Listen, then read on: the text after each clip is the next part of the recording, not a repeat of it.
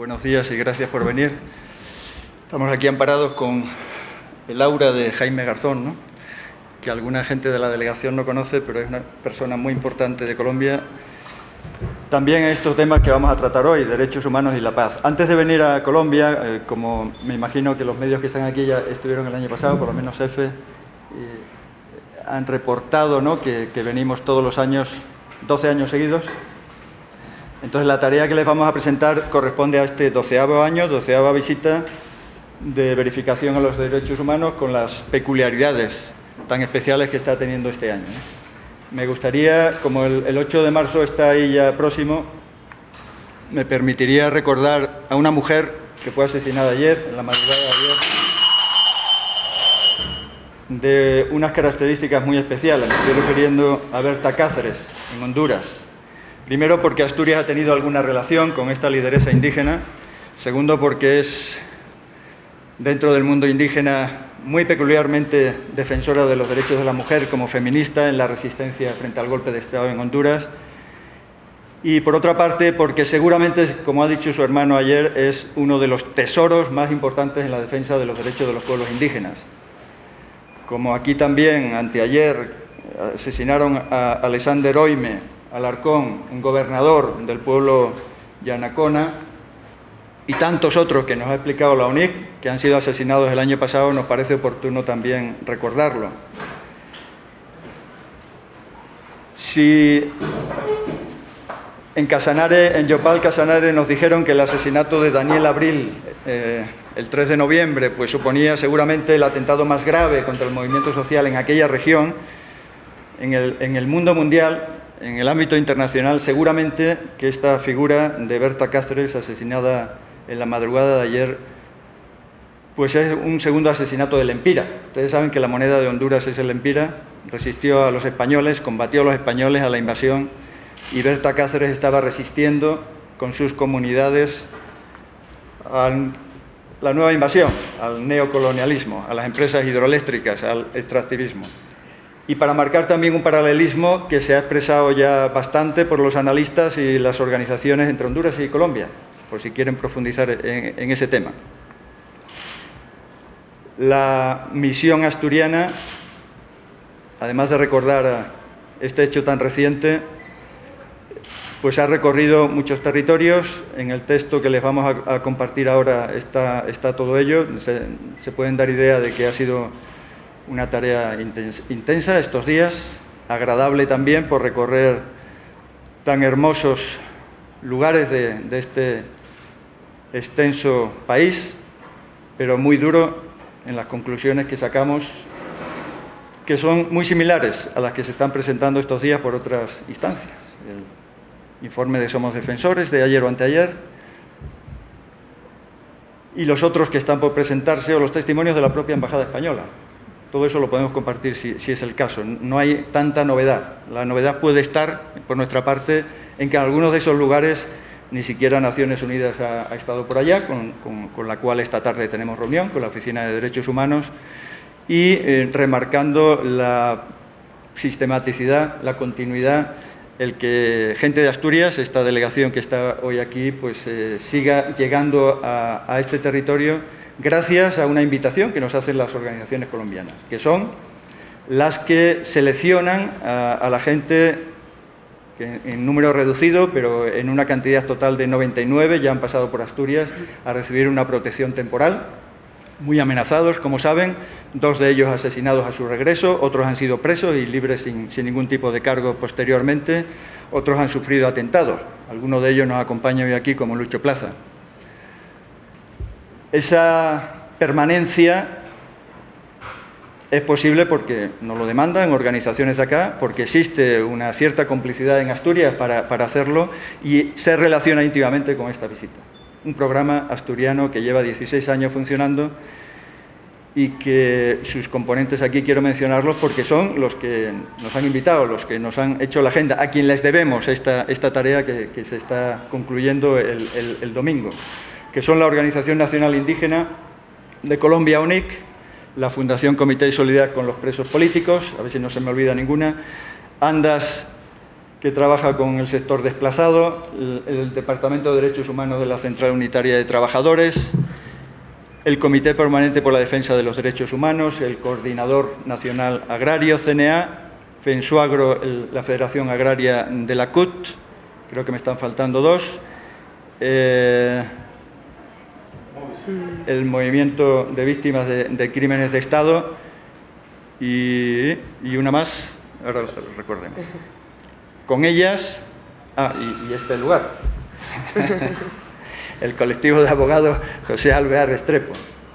Estas organizaciones son las que hacen la selección de los numerosos casos que hay en Colombia para que puedan llegar a Asturias, y estamos esperando que en pocas semanas puedan llegar 5 personas más allí a nuestro territorio. Algunas de esas personas están ya en nuestro informe. Finalmente se hace un informe mucho más completo que lo que les vamos a adelantar hoy aquí, que es lo que se presenta allá en las instancias del Parlamento asturiano, del Parlamento español, el Parlamento europeo, Sistema de Naciones Unidas, y seguramente que conocieron que el informe del año pasado, del año anterior, también un resumen de él, de 100 páginas, no todo completo, fue insumo en las conversaciones de La Habana, porque nos lo pidieron. También tuvo esa particularidad. Tenemos de portavoz este año, además de la diputada asturiana de nuestro Parlamento asturiano, una parlamentaria asturiana, pero que está en el Parlamento Europeo, de las jóvenes generaciones, de los grupos nuevos que están incidiendo y cambiando un poco la política de nuestro país, y es Tania González Peña, y ella va a compartir estas primeras apreciaciones, ¿no? Muchas gracias. Bueno, gracias a todos y a todas las presentes por la cobertura en esta rueda de prensa. Como ha explicado Javier, la delegación asturiana ha visitado en los últimos 11 días comunidades, organizaciones sociales y víctimas de Alto Mira y San Luis Robles, municipio de Tumaco, autoridades indígenas de la CIN en Santander de Quilichao y del CRIC en La María, Cauca, comunidades campesinas de Gaitana en Tolima, presos políticos y prisioneros de guerra en la cárcel picaleña de Ibagué, organizaciones sociales en Tibú y Cúcuta, en el norte de Santander, Arauca y Saravena y Yopal. Y tras sostener reuniones diversas con autoridades civiles y militares en Cúcuta, Yopal y Bogotá, queremos expresar, en primer lugar, la satisfacción en la mesa de diálogo con las FARC en La Habana y por la constatación del cumplimiento del cese unilateral del fuego por parte de esta guerrilla. Al tiempo, constatar el incremento de la confrontación con el ELN y el EPL, insurgencias que han expresado una voluntad de diálogo que no encuentran eco en el gobierno colombiano. Queremos expresar la preocupación por el retroceso que implica para las víctimas el fallo de la Corte Suprema de Justicia revocando la decisión del Tribunal Superior de Medellín, que había calificado todos los homicidios contra los y las militantes de la Unión Patriótica como crímenes de lesa humanidad.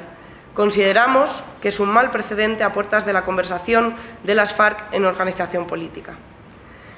Queremos mostrar nuestra preocupación por el aumento de las agresiones y por la falta de garantías para la población en general y en especial para las personas que defienden los derechos humanos en las 6 regiones visitadas. Más de 60 defensores y defensoras asesinadas en el último año confirman la falta de protección eficaz para dirigentes sociales y defensoras de derechos humanos, opositores políticos y para quienes se oponen a los planes de la gran minería y los agronegocios. Las amenazas, el riesgo y la desprotección que afectan a miles de dirigentes sociales, como los campesinos Jimmy Ortiz Gutiérrez, Jerónimo Rada, Joana Tobar y Carlos Samudio. Queremos mostrar asimismo la preocupación por la situación ilegal, inconstitucional, en la que se encuentra la población carcelaria y de manera especial los prisioneros de guerra de la FARC y del ELN, recluidos en pabellones de máxima seguridad de la cárcel picaleña Ibagué, aislados en un pabellón de extraditables alejados de las familias, sin acceso al servicio médico, incluso mediando orden judicial, sin información sobre el proceso de diálogos de La Habana, represaliados por protestar, sin defensa jurídica. Algunos presos llevan más de 2 años sin juicio, mezclados con otros presos, por lo que reclaman patios al menos donde puedan estar juntos y servicios sanitarios. Queremos mostrar, de la misma manera, la inquietud por el incumplimiento de la sentencia de la Corte Constitucional T-282 del 2014, que ordena el cierre de la cárcel de Valledupar por insalubridad y por las violaciones de derechos fundamentales de las personas recluidas. Queremos mostrar la preocupación por la reparamilitarización en connivencia con sectores de la fuerza pública en todas las regiones visitadas y bajo diferentes nombres: Águilas Negras, Rastrojos, Urabeños, Clan Úsuga, etc. Estos grupos se ubican en Chilví, Vía Tumaco, Candelilla y Llorente, en el Consejo Comunitario Rescate de las Varas de Tumaco, en la Jabonera entre Ataco y Collaima, en Mesa de Polen Planadas, en la Vereda Maracaibo y en los municipios tolimenses de Chaparral, Natagaima, Purificación, El Guamo, Saldaña y El Prado. En el corregimiento de Gaitania, Planadas, civiles armados y sin identificar retienen a civiles y los interrogan en el puesto de policía. En Cúcuta y sus 5 municipios anexos hay presencia paramilitar, como reconoce el propio comandante de la policía, así como en Tibú y Petrólea, donde decretan toque de queda y mantienen desaparecido al dirigente Henry Torres y amenazados a los concejales. En Matarratón y la finca El Porvenir, de Casanare, hay paramilitares relacionados con el grupo del extinto Víctor Carranza, que amenazan y hostigan al campesinado para alejarlo de sus tierras. Nos preocupa la desigualdad que padecen las mujeres en el ámbito laboral y político, las vejaciones y violaciones en las áreas de conflicto armado, la violencia intrafamiliar, la revictimización a la que las someten el Estado y la justicia, la situación de desprotección ante grupos armados que imponen hasta la forma de vestir y la invisibilización generalizada de estos problemas que padecen las mujeres en Colombia. Queremos mostrar nuestra preocupación por la impunidad estructural, por la falta de medios en las instituciones de justicia y por la pasividad y desinterés de la Fiscalía para investigar amenazas, asesinatos y otras violaciones graves de derechos humanos cometidos contra la dirigencia social del país. Nos preocupa la falta de resultados y consiguiente impunidad por el crimen del dirigente social e integrante del Congreso de los Pueblos, Carlos Pedraza Salcedo, ocurrida hace 14 meses. Consideramos muy grave el asesinato de Daniel Abril en Trinidad, Casanare, en noviembre pasado y la impunidad hasta la fecha. Nos preocupa la política de criminalización de la legítima protesta social mediante reformas del Código de Policía que coartan libertades básicas y permiten apresamientos arbitrarios de dirigentes sociales y manifestantes, incluidos vendedores ambulantes. La elevada concentración de la propiedad de la tierra y del ingreso en pocas manos agravan la inequidad y la exclusión que afecta a las comunidades campesinas y afrocolombianas del Pacífico, a los desplazados en las grandes ciudades y, de manera muy grave, a los pueblos indígenas, llevados al borde de la extinción por la destrucción de su territorio, la corrupción y el hambre física. La inequidad incrementa el conflicto social al que se responde con acciones represivas que han sido denunciadas por la brutalidad del ESMAD y con actas de compromisos que el Gobierno incumple de manera sistemática. Las violaciones del derecho internacional humanitario por la fuerza pública, que sitúa tanques, tropas y material de guerra en sitios poblados y en tramos de las carreteras junto a las viviendas y escuelas en las vías entre Tumaco, Chilví, Cúcuta, Tibú y Arauca, Saravena, Yopal. El violatorio del derecho internacional humanitario es que el Ejército Nacional haya construido una base militar, una pista de aterrizaje y un muro que divide en dos el casco urbano de Planadas. Queremos mostrar, asimismo, nuestra preocupación por el Plan Nacional de Desarrollo, el desmantelamiento de los programas de reforma agraria, la entrega de baldíos de la nación a empresarios y multinacionales, violando derechos derivados de la posesión y de la propiedad de colonos y campesinos, los proyectos mineros y agroindustriales del Gobierno que desconocen los planes de vida y de desarrollo de las comunidades, todo ello en contravía de lo preacordado en el punto de reforma rural integral en la Mesa de La Habana y de lo firmado con la Cumbre Agraria, Campesina, Étnica y Popular durante las movilizaciones de 2013 y 2015.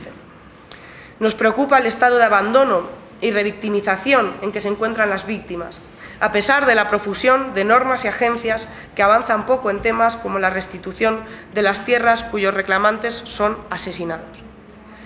Es el caso de Hernando Pérez, segundo solicitante asesinado en el municipio Los Palmitos hace 3 días paramilitares, al servicio de terratenientes que también persiguen a los campesinos y las campesinas reclamantes de la finca La Europa de Ovejas, en Sucre. Como le ocurre igualmente a Andrés Manuel Narváez, herido a tiros y cuyo agresor goza de libertad al tiempo que se estanca el proceso de restitución en el Tribunal de Cartagena de Indias. 12 años de observación sistemática de los derechos humanos en Colombia, 99 personas acogidas por el Programa Asturiano de Atención a Víctimas de la Violación de Derechos Humanos en Colombia, legitiman a esta delegación para llamar al Gobierno colombiano a otorgar garantías y proteger de manera efectiva a los líderes sociales y a quienes defienden los derechos humanos, sin los cuales no será posible la democracia plena, ni la creación de vías de diálogo para atender las demandas legítimas expresadas en el conflicto social, económico y político. Exhortar al Gobierno a declarar el cese bilateral e indefinido del fuego y de las hostilidades, aprovechando la fecha del 23 de marzo próximo. Queremos llamar a las agencias de la ONU, a la delegación de la Unión Europea y a las agencias de cooperación a que incluyan como prioridad en la etapa de posacuerdos el apoyo a los planes de desarrollo social y económico propios de las comunidades y con participación directa de ellas. Consideramos que imponer planes de desarrollo ajenos al legítimo interés de las comunidades puede generar un nuevo tipo de conflicto muy grave. Queremos instar al Gobierno colombiano a atender las demandas territoriales de los pueblos indígenas, a proteger sus territorios y hacer efectiva la consulta previa, libre, informada y consciente, así como hacer cumplir la normativa internacional sobre derechos de los pueblos que incluye la justicia propia y el fortalecimiento de la Guardia Indígena. Instar al Gobierno a buscar coherencias entre lo que acuerda en La Habana y lo que ocurre en las cárceles con los prisioneros de guerra y prisioneros políticos.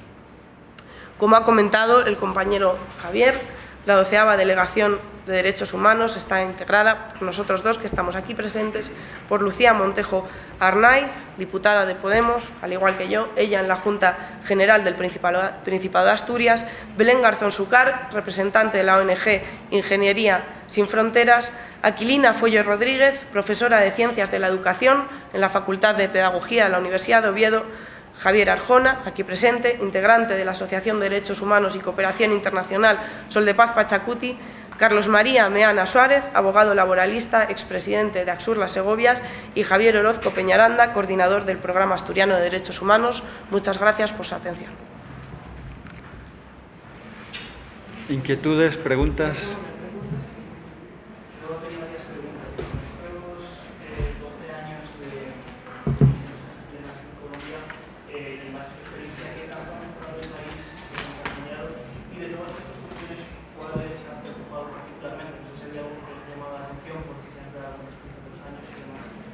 Y luego tenía otra pregunta y es si instar al Gobierno a que inicie el proceso de paz con el ELN, pero también con el EPL. Yo quería preguntar por qué con el EPL, puesto que ellos ya tuvieron su proceso en el 91 y los que han quedado están muy reducido el número y están muy vinculados al narcotráfico. Entonces, ¿por qué esa invitación al EPL? ¿Me tocan las dos? Sí. Comparar es complicado, ¿no? 12 años seguidos, lo que se te acumula es un grado de información muy alta y un cariño especial a este país.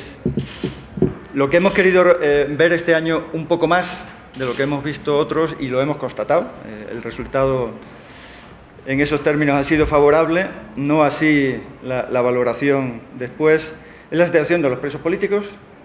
No siempre nos dejan ver las cárceles, muchas veces sí, pero otras veces no. El año pasado, si recuerdan, solo nos dejaron ver a dos presos políticos, Uber Ballesteros y David Ravelo, pero no nos dejaron entrar, ¿no? A ver qué hay dentro. Esta vez el espectáculo ha sido impresionante, la Picaleña. No sé si conocen ustedes, si han entrado por allá. Una ciudad enorme de 7.000 reclusos, ¿no? Y nosotros solo pudimos ver dos de los lugares donde están recluidos, en este caso concreto, porque no había otra oportunidad ni más espacio, presos combatientes de FARC y del ELN. Y las condiciones que ya se han expresado ahí. Queríamos saber esas condiciones. También nos han contado de otras cárceles en otros lugares donde hemos estado. Y otros años hemos estado en la Tramacúa y en la Modelo. Queríamos resaltar Ha habido cambios respecto a las conversaciones de los que supuestamente se van a desmovilizar y sus amigos, camaradas, combatientes que se declaran como tales en esas cárceles. No hemos notado ese cambio y están reclamando lo que ya hemos dicho, que lo separen del resto, de los presos sociales y comunes, de los paramilitares que controlan sus zonas, que no los pongan en peligro si es que hay cambios. Bueno, eso lo queríamos constatar. También el tema de si cuando nosotros salimos de Asturias y ella de Bruselas, hubo pronunciamientos por la paz y los derechos humanos en nuestras ciudades principales, en Oviedo y Gijón. Se promovieron en realidad desde las organizaciones que estamos aquí, las apoyaron por unanimidad, derecha, izquierda, centro, todo. Ahí hay muchos grupos políticos, no sé cuántos hay aquí, pero ahí hay 6 o 7 en cada ayuntamiento. Todos están a favor de respetar los derechos humanos y favorecer la paz en Colombia. Traíamos esa intención también. Entonces, y ese clima queríamos compararlo, ¿no?, este año aquí en Colombia. Estamos convencidos de que eso hay que impulsarlo mucho más, desde allá, en la medida pequeña que nos corresponda, pero el clima aquí no se corresponde con esas expectativas y esperanzas que existen sobre la paz, ¿no? ¿Y en qué términos? En que haya garantías para las personas que hacen actividades normales y corrientes que consideramos en España como tales. Defensoras, defensores, sindicalistas, pueblos indígenas, pueblos negros, todos. No hemos visto esas garantías y muchas autoridades de Colombia con las que nos hemos entrevistado nos ratificaban que esas garantías no existen. Nos parece fundamental, como ya se ha dicho también en el comunicado conjunto, ¿no? Hace falta, es esencial, no solamente para respetar los derechos humanos, sino para lo que tiene que venir. Si esos no son los interlocutores, si esas comunidades, si esas personas no se les respeta su integridad y su vida, la paz estará muy cuestionada, ¿no? Y el otro tema que nos preocupaba bastante antes de salir y que esta semana hemos tenido pésimas noticias, condiciones jurídicas, ¿no?, para posteriormente. Nos estamos refiriendo al genocidio de la Unión Patriótica en los términos que se condenó o sentenció en la Corte Interamericana y que parece ser que también un tribunal de Medellín y que parece ser el Tribunal Superior de acá lo vuelve atrás. Bueno, eso está de mucha actualidad, lo conocen ustedes de sobra, pero allí no tanto. ¿En qué sentido nos preocupa? ¿Se puede volver atrás o volver a interpretar el Holocausto de judíos, comunistas, gitanos, personas de diversidad funcional? ¿Eso se puede volver atrás? ¿Se puede volver atrás el genocidio ocurrido en la Argentina, en la dictadura militar, como pretende el gobierno actual de Argentina, el señor Macri? No lo van a permitir. Gente de alto nivel moral como las Madres de Plaza de Mayo y otras. ¿Se puede revertir esa condición de la Unión Patriótica, el único caso, parece ser, en el mundo de un genocidio completo, de un movimiento político? Bueno, en esa tesitura están aquí ustedes en Colombia. Nosotros queremos saber la opinión de las organizaciones, también de los juristas, por el precedente que sienta para el siguiente paso. Si aquello se originó en unas conversaciones de paz que posteriormente fracasaron, estas tienen que ser antecedentes tan negativos. Es muy fundamental tener ahí una valoración y una opinión y que se traslade también a Europa, ¿no? ¿Y el otro tema era? Sí. Nosotros en los territorios sí nos han contado que el EPEL está funcionando como guerrilla. No conocemos en profundidad en el Casanare Arauca, ¿verdad? Sí. Gracias por la pregunta en torno al tema del EPL. En la delegación consideramos que es conveniente dialogar con esta insurgencia por las siguientes razones. La primera, porque han pedido dialogar con el gobierno, porque han expresado de manera pública su voluntad de paz. Dos, porque aunque se desmovilizaron en el año 90, lo cierto es que aún existe un reducto que el Estado colombiano conoce y combate. Tres, porque es conveniente que el Estado resuelva todos los conflictos armados que tiene. No conviene dejar a un sector de la insurgencia sin diálogo, porque de ahí pueden retoñar nuevos problemas. Cuatro, porque las comunidades que están en el área bajo su control lo han pedido. Y cinco, porque no bastan los adjetivos de narcotraficantes para resolver un problema. Solo adjetivar a una fuerza armada no resuelve absolutamente nada. Narcotraficantes o no, en todo caso es un actor armado que ha propuesto un espacio de diálogo que se debe atender. Llamo la atención sobre el hecho de que se negoció con los narcotraficantes paramilitares, ¿cuál es la objeción ética para no hacerlo con una insurgencia? El dato que nos dieron es que se habían desmovilizado en aquella época 2.000 personas, de las cuales oficialmente nos dijeron 700 fueron asesinadas. También hay que tener esa consideración, ¿no? Más. Sobre los defensores de derechos humanos, ¿en qué regiones se producen los asesinatos? Y eso fue durante el 2015. Sí. En todas las regiones que hemos visitado hay numerosos testimonios de asesinatos y algunos muy recientes. Comenzaba diciendo el de anteayer del gobernador Yanacona, Alexander Oimé, cuyo entierro, cuyo duelo fue ayer, está en los medios de aquí de Colombia, ¿no? Y en cada una de las regiones, no hemos enumerado, no hemos dado nombres todavía, eso iría para el informe, pero en todos hay un altísimo grado reconocido por ejemplo, el dato, ayer Somos Defensores decía, tenemos 63 registrados del año pasado, ¿no? Ese es el dato. Y sin embargo, en el gobierno nos dijeron, no, tenemos 73 registrados. Nos extrañaba, el gobierno daba por encima, ¿no? Del 2015, no estamos hablando, he mencionado los recientes de esta semana. Hay muchos testimonios. ¿Cuáles son las zonas más peligrosas para los defensores de derechos humanos? Todas las que hemos visitado son extremadamente peligrosas. Hemos ido a las zonas donde las organizaciones que cité antes nos decían hay que ir, hay que ver qué está ocurriendo allá, ¿no? Y cada una tiene sus características, las derivadas de las explotaciones petroleras y también el resultado ambiental de Casanare, desastroso. Hasta teníamos ahí bastante complicidad de los medios de comunicación, que hicimos rueda de prensa allá, muy preocupados por ese tema, pero que la afectación derivada del petróleo, según las comunidades y análisis científicos también. En el tema en la zona del Alto Mira, pues evidentemente hay una relación ahí también con el cultivo de la hoja de coca y cómo se va a resolver eso, según los acuerdos, pero que no se están practicando ahí, y la ausencia total del Estado en esa zona. En el municipio San Luis Robles, que en realidad es un territorio comunitario gestionado por la población negra, pues encontramos varios asesinatos muy recientes. Y además, sobre el camino, el compañero que nos acompañaba, autoridades de allá, nos iba indicando, en este lugar hay una fosa común que todavía nadie ha investigado sobre la carretera, y en esta otra parte hay otra fosa común que todavía nadie ha investigado, donde picaban gente. Eso está pendiente de que el Estado llegue allí. Eso es del pasado, pero está sin resolver, ¿no? Investigar, enjuiciar a quien corresponda. Los asesinatos que nosotros reportamos son recientes, son de este mes en concreto, ¿no? En la zona de Arauca, el problema general, con las petroleras, muy agudizado en este tiempo, con movilizaciones también de las comunidades, que otra zona, y en la zona Tibú,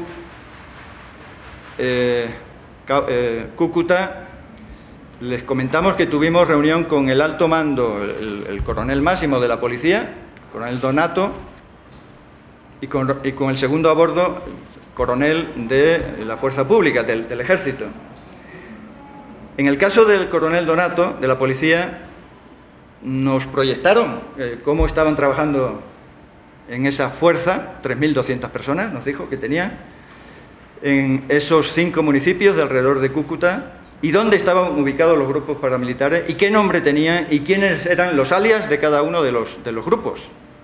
La policía nunca nos había ocurrido eso, de que nos mostraran con esa forma tan clarita de cómo, y sin embargo, hay un toque de queda sustentado en un decreto del alcalde, pero quienes lo aplican ese toque de queda son los grupos paramilitares.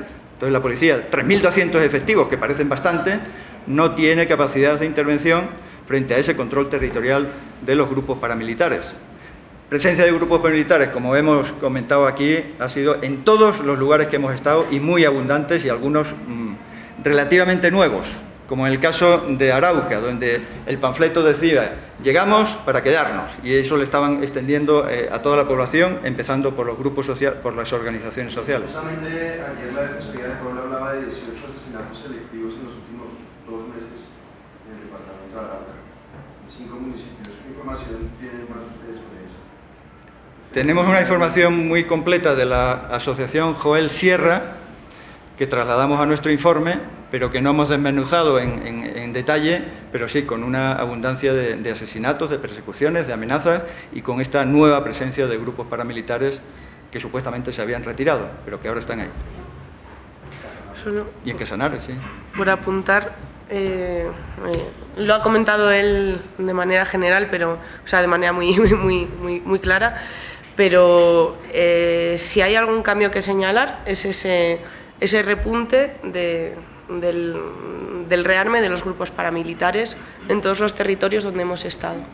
Y esa sensación de que en todas esas poblaciones tiene una mezcla de esperanza y miedo ante el proceso de paz.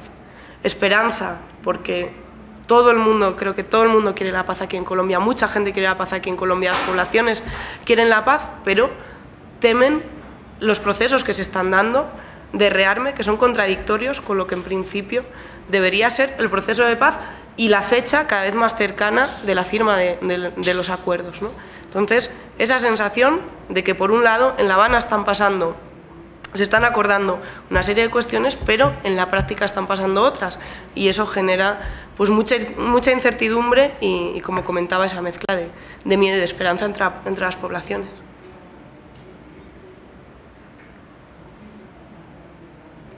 Está en lo que hemos compartido de texto, pero esta afectación nos extraña, ¿no? Gente que ha estado con la delegación asturiana, que al día siguiente, nombres propios que hemos dado, ¿no?, que al día siguiente fueran interceptados y maltratados por el ejército. Hemos hecho bastante explicación a las autoridades colombianas en las reuniones de ayer y parece ser se interesaron en el tema, esperemos que lo resuelvan, pero nos parece muy preocupante que gente que ha acompañado a la delegación asturiana al día siguiente hayan sido interceptados por el ejército y hayan sufrido represalias por ello. Y uno de ellos, Jimmy Ortiz, mientras estaba con nosotros, su casa estaba siendo allanada por un grupo de investigación. Bueno, todo eso lo hemos puesto en conocimiento de las autoridades, esperemos que tenga respuesta. Nos parece bastante increíble, ¿no?, que ocurra a gente tan cercana. ¿Qué relaciones pueden encontrar entre esas amenazas y hostigamientos a las comunidades en relación con las transnacionales que ya han nombrado las petroleras? Esto también relacionado al rearme paramilitarismo. Dale tú si quieres. Las comunidades con las que hemos estado, todas las afectadas, las víctimas, consideran que existe una relación muy directa, son los beneficiarios de ese terror, ¿no?, en cada uno de los departamentos en que hemos estado, pues con las particularidades de quienes ya se han ido, ¿no? Nos interesaba ver, como dicen que la Repsol tiene matriz española, lo cual es mentira, pero dicen eso, nos interesaba ver un poco más la Repsol, que ya se retiró en el caso de Arauca, o la hicieron. Sin embargo, resaltaron que tiene ahí responsabilidades, aunque se haya ido o aunque haya acabado su contrato. La Perenco ha sido muy señalada, la BP en el caso, BP, o como dicen ustedes aquí, en el caso del Casanare,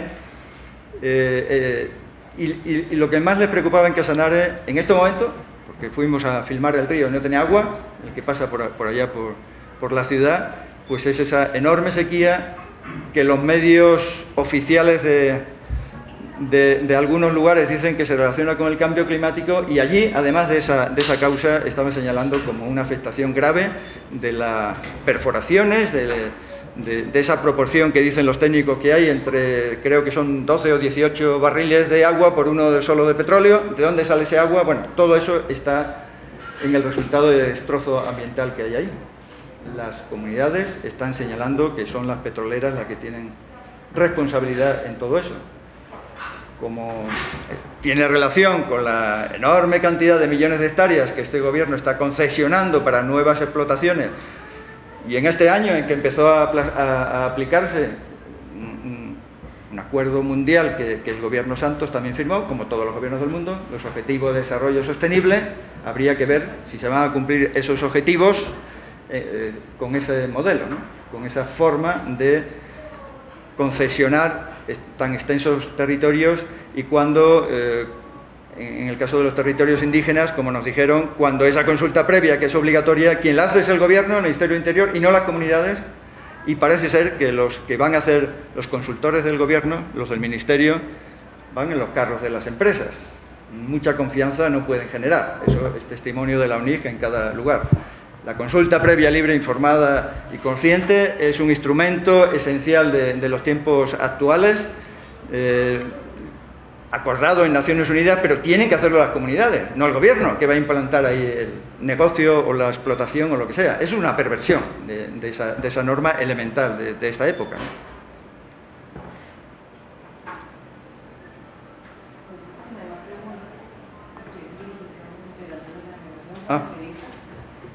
Pues les agradecemos. Muchas gracias Y están por disponibles acompañarnos. Tania y los demás también. Sí. Por eso un comentario. A nosotros nos llamó mucho la atención en territorio de Arauca y Casanare el que el Estado disponga de enorme cantidad de pie de fuerza para cuidar las petroleras, sí, y la gente esté en absoluto estado de desprotección. Si del erario público se paga la protección de las empresas, pues los impuestos los pagan los colombianos y no están protegidos ni por policía ni por ejército. Ese tipo de incongruencia genera inseguridad en los pobladores y desde luego hacen ver que en realidad el Estado está interesado solo en proteger inversiones y no derechos ciudadanos. Sí.